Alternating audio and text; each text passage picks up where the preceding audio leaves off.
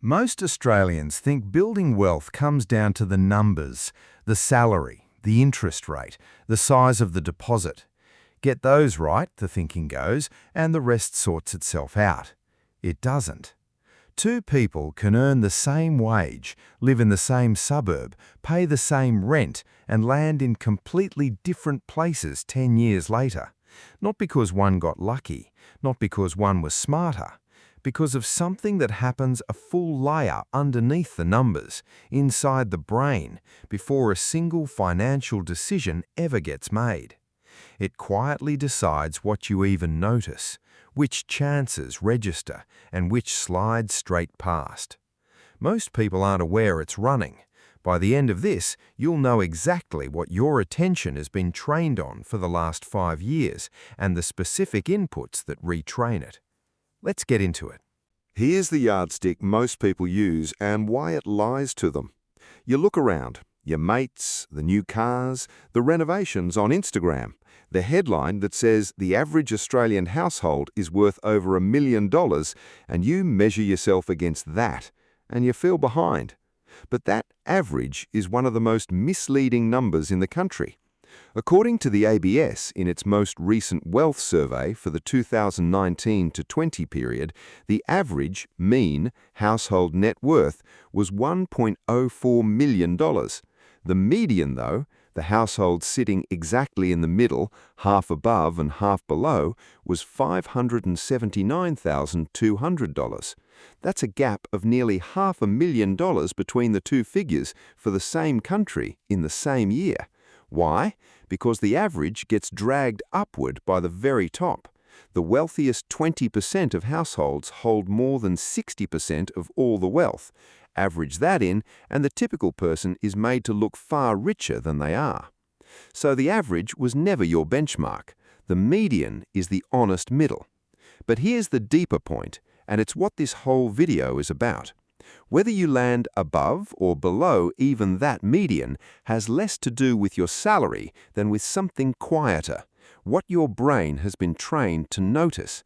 That's the real benchmark, not a dollar figure, a filter. So let's climb it, the 5 inputs that train that filter, one rung at a time. Every one of them is something you already do without thinking. The only question is which direction it's pointing, toward scarcity or toward growth. Start at the top. Rung 1, what you pay attention to. Deep in the base of your brain sits a bundle of nerves called the reticular activating system. Think of it as a filter on a fire hose. Every second, your senses take in far more than you could ever process, so this filter throws almost all of it away and lets through only what it's decided matters. Here's the part most people miss. You're the one who tells it what matters. It's why the week you start looking at a particular car, you suddenly see that car everywhere. The cars were always there, your filter just changed.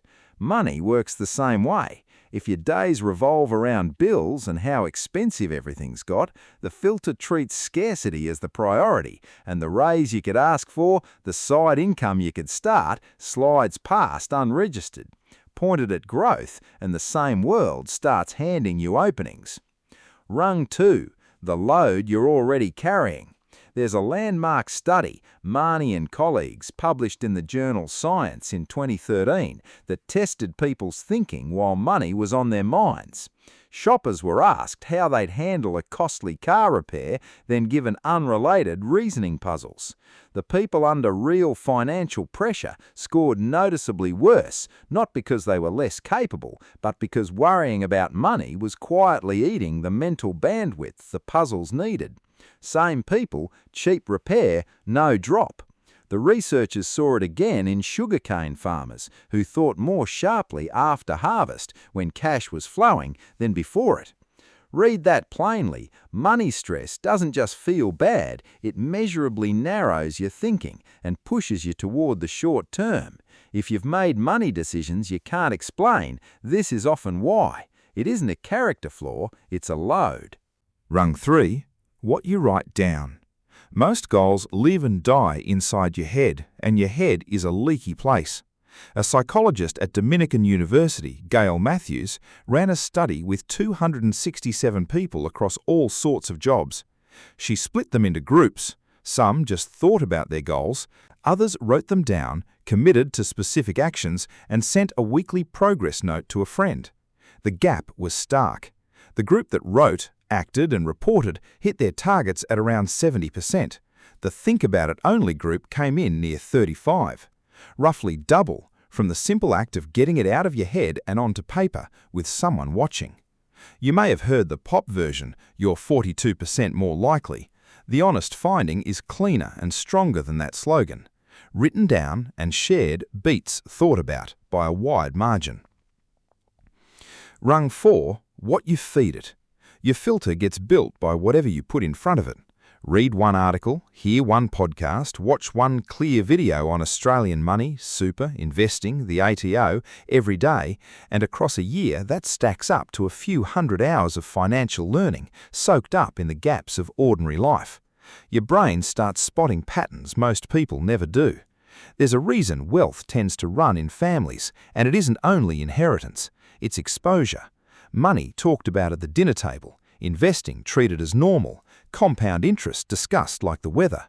The child grows up with a filter already tuned to opportunity. If that wasn't your upbringing, you're not stuck with the wiring you got. You can feed the filter deliberately, starting at whatever age you are now. Rung 5, who you're around. We drift toward the money habits of the people closest to us, how we spend, what we treat as normal, how much risk we'll stomach. If every conversation in your circle is a complaint about prices, jobs, and how the game is rigged, that filter gets reinforced daily. It feels like realism. It's just repetition. You don't need new friends, but if even one or two of your regular conversations shift toward building, saving, or investing, the whole mental landscape starts to move with them. Sometimes the fastest upgrade to your money isn't a new budget or a new app. It's a better conversation, had a bit more often. That's the ladder. 5 inputs: attention, load, what you write, what you feed it, who you're around. All of them already running whether you chose them or not. The only real decision is where they point. If you want to see where your own 5 inputs point right now, that's this week's free download, the Money Filter Audit. It walks you through each rung: attention, load, what you write down, what you feed it, who you're around, and you score each one honestly from scarcity to growth. At the end, it shows you your single weakest input and the one change to make first, so you're not trying to fix all 5 at once. It's the worksheet version of everything we just climbed. Links in the description. Now, the mistake almost everyone makes with this. They hear train your brain on wealth and picture the prize, the dream house, the number in the account. Eyes closed, feeling rich, waiting for it to arrive. On the surface, it makes sense. That's the whole promise of manifesting. But the research on mental rehearsal points the other way. When people only fantasize about the outcome, they tend to do less, not more. The brain gets a small taste of the reward without any of the work, and the pressure that drives action quietly drains away. What actually improves real-world results is rehearsing the process, not the mansion, the boring middle. Picturing yourself doing the research, having the awkward money conversation, sending the pitch, making the transfer, sticking with it on the flat days. That kind of rehearsal prepares you to act instead of standing in for the action. Dream about the prize and you relax. Rehearse the process and you move. And if you're watching this, recognizing your filter has been pointed at scarcity for years, hear this clearly. You are not behind because you failed. Remember rung 2, money stress measurably narrows how anyone thinks. If your attention got trained on lack, it's because you are under real load and because no one ever sat you down and explained any of this, not at school, not at home. That's a training problem, not a character one. And training can be redone. The filter that took years to point one way starts turning the moment you change what you feed it, and it never checks your age first. Starting from behind is still starting. So here's exactly what to do this week. Small inputs pointed the right way. First, write one number down. Pick a single money outcome for the next 12 months, an amount, a milestone, a reason it matters, and put it somewhere you'll see it daily, out of your head, into the world. Second, feed the filter once a day. One article, one podcast, one video on Australian money, super, investing, tax. 10 minutes count. Third, name the feeling once a week. Take 2 minutes to write down what money actually makes you feel. The fear, the shame, the guilt, because naming it loosens its grip on your decisions. Fourth, upgrade one conversation.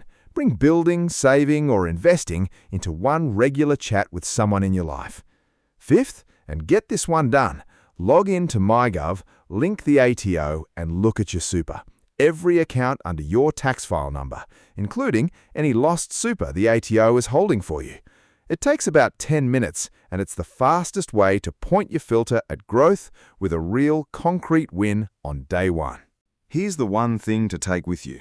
Your financial life is being shaped right now by what your brain has been trained to notice, and from today, that training is a choice, not an accident. The 5 inputs are already running. Now you know where to point them. This is general information, not financial advice. Your situation is your own. Check with a licensed professional before you act on any of it.